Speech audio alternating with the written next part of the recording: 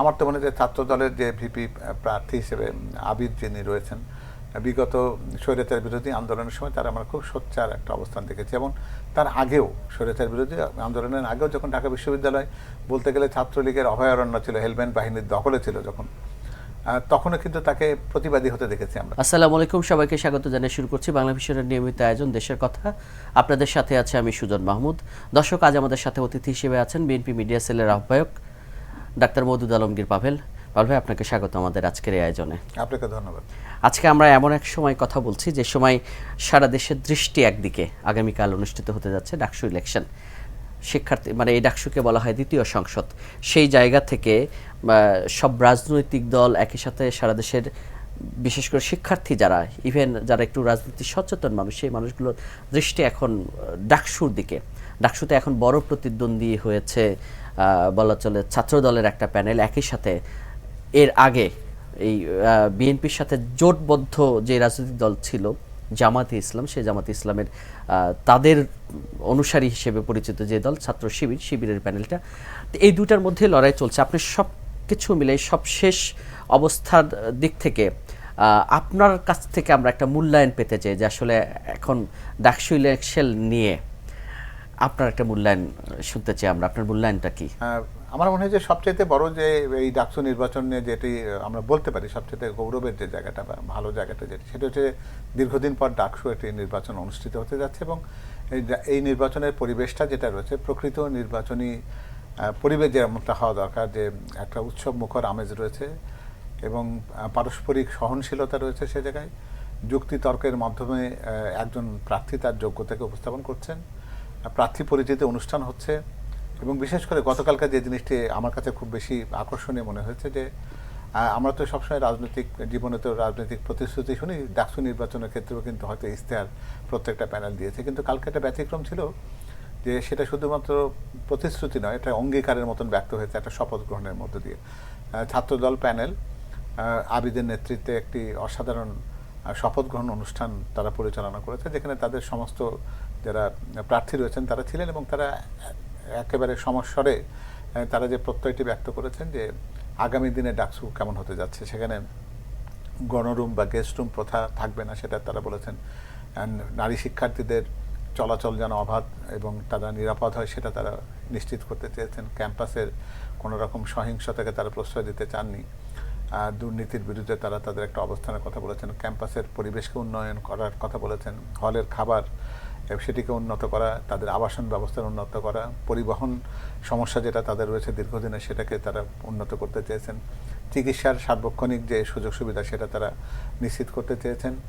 এবং বিশেষ করে হলে টয়লেটস থেকে শুরু করে অন্যান্য অনেকগুলো সমস্যা তাদের মধ্যে বিরাজমান আছে, সেগুলোকে নিয়ে তারা কথা বলেছে। কিছু ভিন্ন ধর্মীয় কথাও আছে নতুন, যেগুলো যেমন তারা ওয়াইফাইকে প্রবর্তনের কথা বলেছেন, প্রশিক্ষণের কথা বলেছেন, ইন্টারভিউ এর মাধ্যমে যেন চাকরির সুবিধাটা হয় সেটা তারা দেখার কথা ছেড়ে চিন্তা করেছেন। এবং ছাত্র জীবন শেষ হওয়ার পরেও যেন কিছুদিন যারা চাকরি প্রত্যাশী থাকেন তারা যেন হলে থাকতে পারে। এটা তো এরকম বেশ কিছু বিষয় আজকে যেটা প্রত্যেকের ব্যক্তি পর্যায়ের সমস্যার যে আলোকে যেগুলো আসে আর কি, সেগুলো তারা বলেছেন। তো এটা আমার মনে হয় যে নতুন একটা জিনিস, কারণ এর আগে তো আমরা ঠিক নির্বাচনের আগে শপথ গ্রহণের কোনো বিষয়টা দেখি না আর কি। তো সব মিলে আমার যেটা মনে হয় যে এই নির্বাচনের মধ্যে একটা বার্তা পরিষ্কার দেশের মানুষের কাছে যাওয়া দরকার। বিশেষ করে ডাকসু নির্বাচন বরাবরই আমাদের রাজনৈতিক ইতিহাসে বা আমাদের সমাজ জীবনের ইতিহাসে গুরুত্বপূর্ণ জায়গা রেখেছে সবসময়। এবং এটার মধ্যে দিয়ে যেন এবারও সেটা যায় যে আমাদের কতগুলো গুরুত্বপূর্ণ জায়গা রয়েছে, যেমন আমাদের স্বাধীনতা যুদ্ধ এবং সেই স্বাধীনতা সংগ্রামের যে উজ্জ্বল ইতিহাস হচ্ছে সেটার প্রতি যেন সকলের একটা যেটাকে আমরা বলি যে আমাদের শ্রদ্ধার যে জায়গাটি আছে সেটা যেন আমরা নিশ্চিত করতে পারি, সেটা ঠিক রাখা। এবং রাজনীতির ক্ষেত্রে একটা গুণগত জায়গা যেটা আছে সেটাকে দেখা, যেমন স্বচ্ছতা একটা বিষয়, যে আমরা তো জানি যে ছাত্ররা সব দিক দিয়ে তারা আদর্শিক হয়। ছাত্ররা তো অন্যদের মতন তারা নিজেদেরকে বিক্রি করে ফেলেন না, তারা নৈতিক দিক দিয়ে অনেক উঁচু জায়গায় থাকেন। তো সেখানে একজন ছাত্র তার পরিচয়ের জায়গাটা কতটা গুরুত্বপূর্ণ সেটা কিন্তু এবার একটা পরীক্ষা তার সামনে এটা আছে।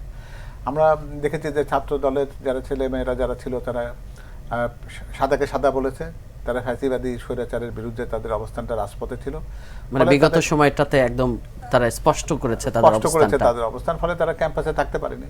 তারা পরীক্ষা দিতে পারেনি, ফলে তাদের একাডেমিক শিক্ষাবর্ষ তারা জীবন থেকে হারিয়ে ফেলেছে, চাকরি জীবন প্রবেশ তাদের অনিশ্চিত হয়েছে, চাকরিচ্যুত হয়েছে অনেকে শুধুমাত্র ছাত্র দলের পরিচয়ের জন্য।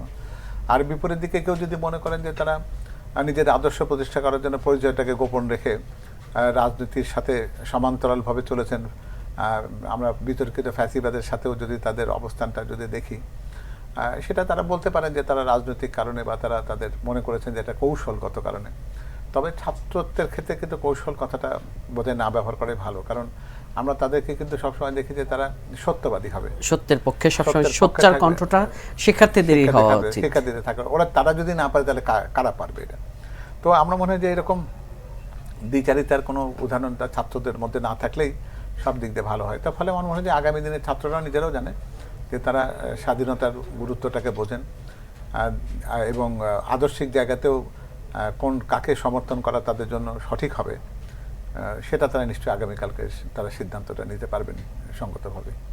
তবে এটা অবশ্যই একটা আমাদের সুখকর সংবাদ যে ছাত্র সংসদ নির্বাচন, যেটা অনেক দিন বন্ধ ছিল এবং তারপর সর্বশেষ নুরুল হক নূর যখন ভিপি হলেন, মানে তাদের প্যানেল পর অনেক দিন আবার বন্ধ ছিল। আমরা ভেবেছিলাম যে আবারও বোধহয় ছাত্র সংসদগুলো হারিয়ে যাচ্ছে, আবারও কিন্তু তার কিছুদিন যেতে না যেতেই নতুন করে ছাত্র সংসদগুলো, মানে জাতীয় নেতা তৈরির যে একটা পাদপীঠ তৈরি হচ্ছে, সেটা তো অবশ্যই আশাব্যঞ্জক আমাদের জন্য। নিশ্চয়ই। এবং এটা আবার আমরা এভাবেও দেখতে পারি যে আমরা জানি যে ডাকসু বা আমাদের অন্যান্য যেগুলো বিশ্ববিদ্যালয় ছাত্র সংসদ, এরা কিন্তু জাতীয় পর্যায়ে আমাদের কিন্তু নেতা তৈরি করে দিয়েছে। কারণ একটা দেশে তো রাজনীতির গুরুত্ব রয়েছে, এবং ফলে রাজনৈতিক নেতারা যখন যত বেশি গুণগতভাবে যারা যখন ভালো হবেন, তাহলে দেশ তত নিরাপদ থাকবে, জনগণ ততটা আশ্বস্ত বোধ করবে। সেই কারণে এই আগামীকালকে নির্বাচন শুধু ডাকসু বা অন্যান্য যারা জাকসু অন্যান্য জায়গাতেও তো হয়তো আগামী দিনে সংসদ নির্বাচন হবে, সেই জায়গায় এই ব্যাপারগুলোই বোধহয় মাথায় রাখা দরকার যে আগামী দিনের নেতৃত্বের ক্ষেত্রে দেশ পরিচালনার প্রশিক্ষণটা আমরা মনে করি যে এইগুলোর ভেতর থেকে আসে, জাতীয় নেতৃত্ব তৈরি হয়। সেখানে সেই আগের দিনের যে ঐতিহাসিক ঐতিহ্যগুলো রয়েছে আর কি, আমরা ইতিপূর্বে আমানুল্লাহ আমাদেরকেও সংসদে দেখেছি, খোকনকে দেখেছি, আমরা নাজিমুদ্দিন আলমদেরকেও দেখেছি সে জায়গায়। তো ফলে সেই সময় তারা কিন্তু স্বৈরাচার বিরোধী আন্দোলনে একটা বিরাট বড় অবদান রাখার সুযোগ পেয়েছিল সেই সূত্রে আর কি। ফলে দেশের ইতিহাস রচনায় ডাকসুর ভূমিকা সবসময় ছিল। স্বাধীনতা যুদ্ধের সময়ও তার পরবর্তীতেও আমরা কিন্তু ডাকসুর যারা নির্বাচিত যারা সাধারণ সম্পাদক এবং যারা সহসভাপতি ছিলেন, আসমা আব্দুর রব বা শাহজাহান সিরাজদা, তারাও কিন্তু পরবর্তী পর্যায়ে কিন্তু জাতীয় রাজনীতিতে যথেষ্ট অবদান রেখেছেন। তো ফলে সব মিলে আমরা চাই যে রাজনীতিতে যেন অন্তত আমাদের প্রকৃত নেতৃত্ব তৈরি করার মতন করে যেন এই বিশ্ববিদ্যালয়গুলো তার পাদপীঠ হিসেবে যেন বিবেচিত হতে পারে। সেক্ষেত্রে আপনি কিছুদিন পরে তো জাতীয় নির্বাচন, তা আপনার কাছে কি মনে হয় যে একজন প্রবীণ রাজনীতিবিদ হিসেবে যে এই নির্বাচনের কোনো ইফেক্ট জাতীয় নির্বাচনের সাথে কোনোভাবে জড়িয়ে থাকবে, জাতীয় নির্বাচন কোনো প্রভাব পড়বে এটা মনে হয়? জাতীয় নির্বাচনটা একটু অন্য আঙ্গিকে হয়। জাতীয় নির্বাচনে তো রাজনৈতিক দলগুলো থাকেন, তাদের রাজনৈতিক পরিচয় নিয়ে থাকেন। এখানে যেহেতু রাজনৈতিক দলের কোনো পরিচয় নেই এবং রাজনৈতিক দলগুলো তাদের ম্যানিফেস্টো, তাদের নির্বাচনী ইস্তেহার এটা নিয়ে আসেন, এবং রাজনৈতিক দলগুলোর কিন্তু একটা দেশ পরিচালনার একটা অভিজ্ঞতার বিষয় থাকে আর কি। ফলে ওই জায়গার বিবেচনাটা একটা অন্য অর্থে হয় অনেক সময়, কারণ দেশ পরিচালনায় কাদের দক্ষতা ছিল, কারা আগে দেশ পরিচালনায় সফলভাবে করেছে কিনা, দেশ পরিচালনায় তাদের অতীত অভিজ্ঞতা আছে কিনা, সেগুলো জাতীয় রাজনীতির ক্ষেত্রে বিবেচনাতে আসে। এবং যেহেতু সংসদ সদস্য নির্বাচন হয়, তো ফলে সংসদ সদস্য অতীতে কারা ছিলেন, সংসদ সদস্য হিসেবে কে এলাকায় উন্নয়নের জন্য ভূমিকা রেখেছেন, সেগুলো সেই নির্বাচনের ক্ষেত্রে গুরুত্বপূর্ণ হয়। কোনো কোনো ক্ষেত্রে জোটের প্রশ্ন ওঠে, কোয়ালিশন হয়, সরকার গঠনের সময় সেগুলোর একটা প্রক্রিয়া থাকে, ফলে সেই ব্যাপারটা আলাদা। তবে আমরা মনে করি যে এই জায়গায় যে রাজনৈতিক যে বাতাবরণ, যে রাজনৈতিক যে নির্বাচনের যে সুস্থতা যদি ছাত্র সংসদ নির্বাচনের মধ্যে দিয়ে যদি হয়, সেখান থেকে সেই উদাহরণটা কিন্তু জাতীয় নির্বাচনে যেন প্রতিভাত হয়। অর্থাৎ একটা শান্তিপূর্ণ সহাবস্থান রেখে যদি ডাকসু নির্বাচন সহ অন্যান্য সংসদ নির্বাচনগুলো যদি হয়, তাহলে জাতীয় রাজনীতিতে এটারও কিন্তু একটা বাধ্যবাধকতা তৈরি, মানে একটা পজিটিভ ইমপ্যাক্ট পড়ে আর কি। ছাত্ররা যদি সুন্দর নির্বাচন করতে পারে, তাহলে সাধারণ মানুষ সেটা পাবে। তারপরে এটা বড় একটা চ্যালেঞ্জের মুখেও ফেলে দিবে। নিশ্চয়ই ছাত্র সংসদের ভেতর দিয়ে তারা দেখিয়ে দেবেন যে আমরা যদি শান্তিপূর্ণভাবে নির্বাচন করতে পারি, যে আপনারা যারা বড় আছেন, যারা রাজনৈতিক দল করেন, তারা কেন সুন্দরভাবে নির্বাচন করতে পারবেন? মানে নরমালি তো শৃঙ্খল থাকার কথা, মানে একটু বয়সে যারা তরুণদের মধ্যে, তরুণরা যখন হচ্ছে সুষ্ঠু এবং শৃঙ্খলার পরিচয় দিবেন, সেখানে তো যারা দেশের অভিভাবক যারা থাকবেন, একটু সিনিয়র যারা থাকবেন, এটা শিক্ষার ব্যাপার একটা রয়েছে এখান থেকে নিশ্চয়ই। সেই জায়গা থেকে আমরা আরেকটা বিষয় কয়েকদিন ধরেই দেখছি যে এটা সামাজিক যোগাযোগ মাধ্যমগুলোতে খুব চর্চিত একটা বিষয়। যদি কিনা এখানে হাড্ডাহাড্ডি লড়াই হবে বিএনপির সমর্থিত যে ছাত্রদল প্যানেল এবং জামাত সমর্থিত যে ছাত্র শিবির প্যানেল, তারা বলছেন যে এটা দুই দলেরই অস্তিত্বের একটা লড়াই। তাই এটা নিয়ে আসলে আপনার বক্তব্য কি? আমি মনে করি যে রাজনীতিতে কোনো নির্বাচন কারো অস্তিত্বকে মানে লড়াইয়ের মুখে ফেলে দেয়, রাজনীতিতে এগুলো পরীক্ষা হিসেবে আসে আর কি। তো পরীক্ষায় সবসময় একটা ফলাফল তো থাকে। তবে আমার যেটা মনে হয় যে ছাত্র দলের যে প্যানেল এবং তার সাথে আপনি যে অন্য প্রতিদ্বন্দ্বীদের কথা বলছেন, এখানে ঠিক দুটা না বলে আরও অনেক প্রতিদ্বন্দ্বী দল আছে। তবে সবগুলোর ক্ষেত্রে যদি একটা একটা করে অবস্থান বিবেচনা যদি করতে হয়, তাহলে আমার তো মনে হয় যে ছাত্র দলের যে ভিপি প্রার্থী হিসেবে আবিদ যিনি রয়েছেন, বিগত স্বৈরাচার বিরোধী আন্দোলনের সময় তারা আমরা খুব সোচ্চার একটা অবস্থান দেখেছি। এবং তার আগেও স্বৈরাচার বিরোধী আন্দোলনের আগেও যখন ঢাকা বিশ্ববিদ্যালয় বলতে গেলে ছাত্রলীগের অভয়ারণ্য ছিল, হেলমেট বাহিনীর দখলে ছিল যখন, তখনও কিন্তু তাকে প্রতিবাদী হতে দেখেছি আমরা।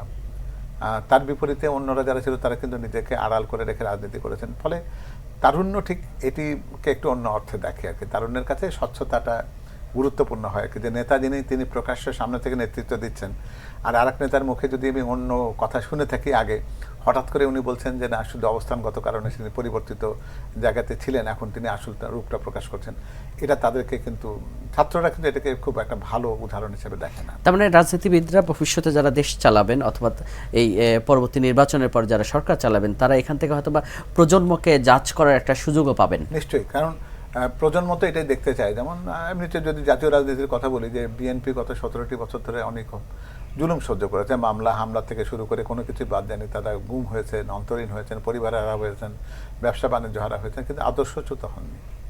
জনাব তারেক রহমানের নেতৃত্বে দল এত সুসংহত ছিল যে একজন দল ছেড়ে গেছে কথা কেউ বলতে পারবে না। ফলে রাজনীতিতে এই স্বচ্ছতাটা একটা গুণগত উৎকর্ষতা প্রমাণ করে আর কি। তো ফলে ছাত্র জীবনের ভেতরেও যদি সেই প্রভাব থাকে, তাহলে সেটা বাস্তব জীবনের রাজনীতিতেও প্রভাব ফেলতে পারে, এই আশঙ্কা তো জনমনে তো থাকতেই পারে। আমরা একটু ডাকসুর বাইরে অন্যদিকে যেতে চাই। যদিও ডাকসুই এখন সবচেয়ে আলোচিত বিষয়, তারপরেও রাজনীতিতে অনেকগুলো আলোচিত বিষয় এর মধ্যে বেশ কয়েকদিনে ঘটে গিয়েছে। একটা বিষয় খুব বেশিভাবে কয়েকদিন আলোচনা এসছে। সবার প্রশ্ন ছিল যে বিএনপির ভারপ্রাপ্ত চেয়ারম্যান জনাব তারেক রহমান উনি কবে দেশে ফিরবেন। এরই মধ্যে এই প্রশ্নগুলো কিছুটা উত্তর সামনে আসা শুরু করছেন যে খুব শীঘ্রই বলা চলে যে অক্টোবরের দিকে উনি দেশে ফিরছেন। আসলে আপনাদের কাছে মেসেজটা কি? আমাদের কাছে মেসেজ আসলে তারেক রহমান সাহেব ব্যক্তিগতভাবে উনি খুব তাড়াতাড়ি দেশে ফিরে আসতে চান। তো একটা হয় কি যে তারেক রহমান সাহেব একজন শুধুমাত্র একজন সাধারণ নাগরিক নয়, এটা আমাদেরকে সবাইকে অনুধাবন করতে হবে।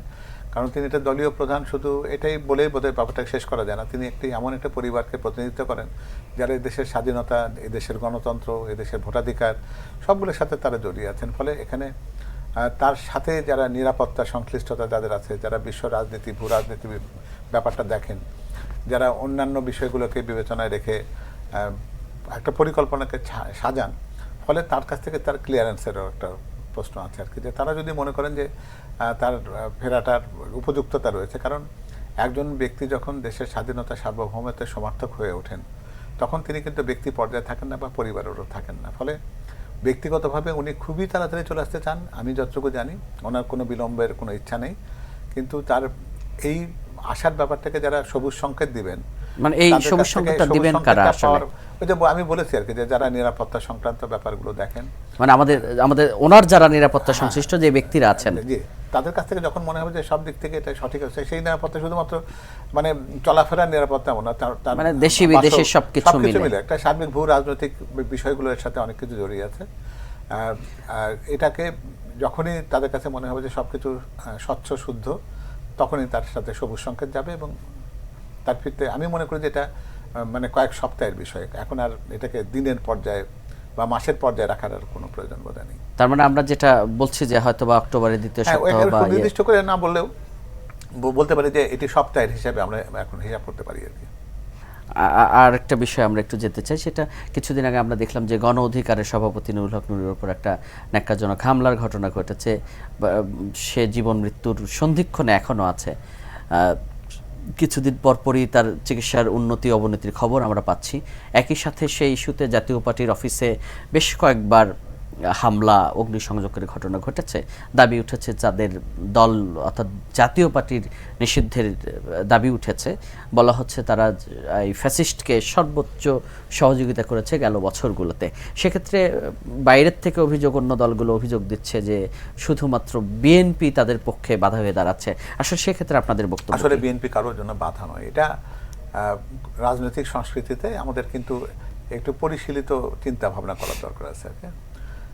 আমরা যে কোনো কথা হুট করে বললে হয় কি, সেটা যে ওজন আছে সেটা কিন্তু চিন্তা করে কথাগুলো বলতে হবে। যে শুধুমাত্র একটা সরকারি বিজ্ঞপ্তি বা আদেশের মাধ্যমে কোনো একটা দলকে নিষিদ্ধ করা, এটা খুব একটা ভালো উদাহরণ হবে না। কারণ এটা আজকের দিনের প্রেক্ষাপটে হয়তো আমাদের কাছে খুব বেশি মনে হচ্ছে যে এরকম করা যায় কিনা। আমাদের কিন্তু ভাবতে হবে আগামী দিনগুলোতে কি হয়। কোনো একটা দলের সাথে কোনো একটা দলের যদি কোনো বৈরিতা তৈরি হয়, তাহলে কি একটা দল শুধুমাত্র সরকারি একটা প্রজ্ঞাপন জারি করে দলকে নিষিদ্ধ করে দেবেন? তার মানে যে কোনো গভর্নমেন্ট চাইলেই তার বিরোধী দলগুলোকে নিষিদ্ধের, এটা তো একটা ভালো উদাহরণ আমরা দাঁড় করাচ্ছি না, তাই না? তো এটাকে আমরা কোথায় দিতে পারি? এটা বলতে পারি দুইটা জায়গাতে। একটা হচ্ছে যে যদি কোনো অপরাধের সাথে তার দলের যদি সংশ্লিষ্টতা থাকে, তাহলে আইন এবং আদালত যদি সেটাকে একটা সিদ্ধান্ত দিয়ে যদি নিষিদ্ধটা করেন, তাহলে তার একটা নৈতিক ভিত্তি বা একটা আইনগত ভিত্তি থাকে, সেটাতে অন্য কোনো সমস্যা নেই। আর একটা বড় পরীক্ষার জায়গা হচ্ছে রাজনীতির মাঠ, যেটা হচ্ছে ভোট, নির্বাচন। সেই নির্বাচনে যদি সেই দলটি প্রত্যাখ্যাত হয়, আমরা অতীতেও তো দেখেছি যে নিষিদ্ধ করবার প্রয়োজন হয়নি। অনেক দলই তো বাংলাদেশের রাজনীতি ইতিহাসে বিলীন হয়ে গেছে, তাই না? একসময় দোর্দণ্ড প্রতাপে যারা এই দেশের রাজনীতিতে ছিল, তারাও তো অনেকেই এখন ইতিহাসের পাতায় তাদের জায়গা হয়েছে। ফলে হয় আইনগতভাবে, না হলে নির্বাচনের মাধ্যমে, জনগণের রায়ের মাধ্যমে নিঃশেষিত হয়ে দেওয়াটাই সঠিক পদ্ধতি। শুধুমাত্র সরকারি বিজ্ঞপ্তি দিয়ে প্রজ্ঞাপন জারি করে নিষিদ্ধ করার চর্চাটা বা ভালো উদাহরণ হয় না কোথাও। আর নুরের উপর হামলার বিষয়ে তো বিএনপি অফিসিয়ালি বলেছে। আর বিএনপি ব্যক্তিগতভাবে আমরা তো এটাও বলেছি যে, কিন্তু এটা রাজনীতিতে সামনের নির্বাচনে, সুষ্ঠু নির্বাচনের পথে কোনো অন্তরায় হয়ে দাঁড়াবে কিনা, অথবা বলা হচ্ছে বারবারই এটা বড় একটা ষড়যন্ত্রের অংশ। সেই ষড়যন্ত্র আপনারা কোনোভাবে, মানে আমরা সারফেসে দেখছি, কিন্তু আপনারা এগুলো রাজনীতির ক্ষেত্রে যে কোনো অস্থিরতাটাকেই কিন্তু ষড়যন্ত্রের একটা প্রকাশ হিসেবে দেখা যেতেই পারে। ভিপি নূরের প্রতি বিএনপির শুধুমাত্র সমর্থন নয়, বরং বলা যায় উনি জোটসঙ্গী। আমাদের বিগত সময় যে স্বৈরাচার বিরোধী আন্দোলনে তার দল একেবারে অত্যন্ত গুরুত্বপূর্ণ ভূমিকা পালন করেছে। ফলে যার ফলে উনি যখন অসুস্থ হয়েছেন, আমাদের দলের পক্ষ থেকে যত রকমের সহায়তা, সহযোগিতা, এমন সহমর্মিতা সবই প্রকাশ করা হয়েছে। এমনকি আমরা তো রাজনীতির ক্ষেত্রে তাদের দলের শীর্ষ নেতাদের মানে রাজনীতি করার ক্ষেত্রে বিএনপির পক্ষ থেকে স্থানীয় নেতাকর্মীদের নির্দেশনা দেওয়া হয়েছে তাদের যেন সহযোগিতা করা হয়। ফলে তিনি একজন আমাদের গুরুত্বপূর্ণ রাজনৈতিক সহযোগী। তার ফলে তার ভালো মন্দের সাথে আমরাও আমাদের ভালো মন্দ জড়িয়ে আছে। আমরা তার আশু রোগ মুক্তি যেমন কামনা করি, আবার মনে করি যে তার প্রতি এরকম নৃশংস হামলা যারা করেছেন তাদের বিচার হওয়া দরকার। তদন্তের মাধ্যমে প্রকৃত দোষীকে উদ্ঘাটন করে, এটা বিএনপির দাবি। আমরা একদম অনুষ্ঠানের শেষ পর্যায়ে চলে এসেছি। আমরা একটা বিষয় দেখলাম যে এখন একটা আনসেটেলড অবস্থায় আছে। সবচেয়ে বড় স্টেক যদি ধরা হয় একটা বিএনপি আর একটা জামাত বা এনসিপি বা সেই রাজনৈতিক দলগুলো, তারা পেয়ার ইস্যুতে দুই দলের এখন অনড় অবস্থান আছে। সেক্ষেত্রে এটার সামনে নতুন কোনো সমঝোতা, আলোচনা অথবা নিজেদের দলাদলির বাইরে গিয়ে কোনো সমাধানের জায়গা আছে দেখছেন কিনা? দলাদলি আমার মতে এটা বোঝাপড়ার বিষয় আর কি। সেটা হলো যে আমরা তো দেখেছি যে বিগত কয়েক মাস যাবত ঐক্যমত্য কমিশনের কিন্তু সংবিধান, মানে বর্তমানে যে আমাদের সংবিধানটা রয়েছে, তার বিভিন্ন জায়গাতে ত্রুটি বিচ্যুতিকে সংশোধন করে একটা জনমানুষের কল্যাণ এবং তাদের অভিপ্রায় প্রকাশিত হয় এমন একটা সংবিধান রচনার প্রয়াসে কিন্তু ঐক্যমত্য কমিশন কাজ করছে। সেখানে এপিআর প্রসঙ্গ আলোচিত হয়নি। সে জায়গাতে এই আপনার গণভোট বা আমরা যেটাকে বলি সাংবিধানিক প্রক্রিয়াতে যেটাকে বলছে, যেটাকে একটা গণপরিষদ কথা, নির্বাচনের কথা যেটা বলা হচ্ছে, এই প্রসঙ্গগুলো কিন্তু আলোচনা হয়নি। আলোচনা হয়েছে কি ধরে বিদ্যমান সংবিধানের অমুক ধারার অমুক উপধারার সংশোধনের ব্যাপারে। তাহলে তার বাইরে গিয়ে আলোচনা করাটা আমার মনে হয় শুধুমাত্র মানে একটা রাজনীতিতে মাঠকে উত্তপ্ত করার জন্য এগুলো করা হচ্ছে। পিআর প্রসঙ্গে আমি আলোচনা করাটাকে যৌক্তিক মনেই করছি না, কারণ এটা বাংলাদেশের প্রেক্ষাপটে কখনোই জনগণের কাছে গ্রহণযোগ্য ছিল না। কয়েক মাস আগে মানে পিআর শব্দটি শোনেননি, এমনকি যারা পিআর নিয়ে কথা বলেন তারা পিআর বোঝেন কিনা এটা নিয়ে যথেষ্ট সন্দেহ করার কোনো কারণ রয়েছে। তো ফলে এটা আমার মনে হয় যে রাজনীতির একটা ইস্যু তৈরি করবার জন্য তারা কেউ কেউ করছেন। আর যেহেতু জনগণ এটা গ্রহণ করেনি, আমরা তো দেখতে পাচ্ছি যে জনগণের মধ্যে কিন্তু এটা তেমন কোনো সাড়া এগুলো ফেলছে না। তার ফলে জনগণ একটা নির্বাচনের জন্য উন্মুখ হয়ে আছে। জনগণ একটা ফেব্রুয়ারিতে নির্বাচন চান, জাতীয় সংসদের নির্বাচন। সেখানে তাদের যদি সংখ্যাগরিষ্ঠতা থাকে, তাদের সেই রকম যেগুলো কথা তারা বলছেন, পিআর বলি বা অন্যান্য যে সমস্ত দাবি দেওয়ার কথাগুলো বলছেন, জনগণ তারা যদি তাদের ম্যানিফেস্টোতে সেগুলোকে উল্লেখ করে জনগণের সামনে যান, জনগণ যদি সেটাকে সমর্থন করেন, তাহলে তো কোনো অসুবিধা নেই, তারা সেটা পরবর্তীতে এটাকে প্রয়োগ করবেন। তবে শুধুমাত্র আকবারই এগুলো করে জনগণকে বিভ্রান্ত করা অথবা নির্বাচন সংক্রান্ত বিষয়গুলোকে প্রশ্নবিদ্ধ করাটা বোধহয় ঠিক। বারবার বলা হচ্ছে যে নির্বাচন পেছনে একটা ষড়যন্ত্র চলছে, আপনারা কি এ ধরনের আশঙ্কা এখনো করে যাচ্ছেন, নাকি না এখন স্পষ্ট হয়েছে যে না ফেব্রুয়ারিতে ইলেকশন?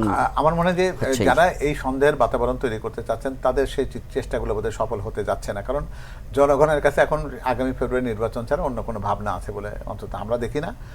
জনগণ নির্বাচনের জন্য প্রস্তুত। ফলে এই মুহূর্তে যারা নির্বাচনকে বিলম্বিত করার কথাগুলো নিয়ে যারা জনগণের কাছে যাবেন, তারা জনগণের কাছে প্রত্যাখ্যাত হওয়া ছাড়া অন্য কোনো সম্ভাষণ তাদের কাছে পাবেন না মনে হয়। তার মানে পরিস্থিতি এটাই তৈরি হয়ে গিয়েছে যে আসলে যত তাড়াতাড়ি নির্বাচন হবে তত তাড়াতাড়ি দেশের একটা স্থিতিশীলতা তৈরি হবে। স্বাভাবিক, কারণ সুতরাং মানুষ আইন শৃঙ্খলা পরিস্থিতি থেকে দ্রব্যমূল্য থেকে শুরু করে সবকিছুতে আমরা যেটা দেখছি যে একটা অনির্বাচিত সরকার দীর্ঘদিন থাকলে হয়, তাদের তো সরকার পরিচালনার জন্য প্রশাসন, পুলিশ এগুলোকেই তো ব্যবহার করতে হয়। ফলে তাদের তো কোনো মাঠ পর্যায়ে রাজনৈতিক ভিত্তি নেই, তাই না? ফলে একটা রাজনৈতিক দল যখন দেশ পরিচালনার দায়িত্বে আসেন, তখন তারা শুধুমাত্র গুটি কয়েক মন্ত্রী বা প্রধানমন্ত্রী হিসেবে তো আসেন না।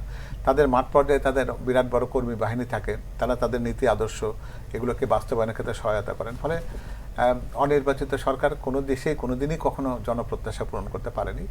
এই দেশের স্থিতিশীলতা, বিনিয়োগ, কর্মসংস্থান এবং সব কিছু আগামী তরুণের জন্য যারা গত 3টি নির্বাচনে ভোট বঞ্চিত হয়েছে তাদেরকে আর বোধহয় অপেক্ষায় রাখার কাজটা করে তারা ভালো কিছু করবেন না। আমার মনে হয় যে সত্যকে বাস্তবতা আমাদের উপলব্ধি করা উচিত। আগামী ফেব্রুয়ারিতে নির্বাচন, এটি জনপ্রত্যাশা, আর কিছু নয়। আমরাও প্রত্যাশা করছি যে যত তাড়াতাড়ি জনপ্রত্যাশা পূরণ হোক, খুব তাড়াতাড়ি জনপ্রত্যাশাগুলো পূরণ হোক। এখানে আমাদের আজকে আপনার অনেক গুরুত্বপূর্ণ সময়ের মধ্যেও আমাদের এই আলোচনা অংশ নেওয়ার জন্য আপনাকে অসংখ্য ধন্যবাদ। আপনাকে ধন্যবাদ। দর্শক, আপনাদেরও ধন্যবাদ জানাচ্ছি এতক্ষণ আমাদের সাথে থাকার জন্য। আশা করছি আগামী পর্বে দেখা হবে। সে পর্যন্ত ভালো থাকুন, সুস্থ থাকুন এবং বাংলা ভিশনের সঙ্গেই থাকুন। আল্লাহ হাফেজ।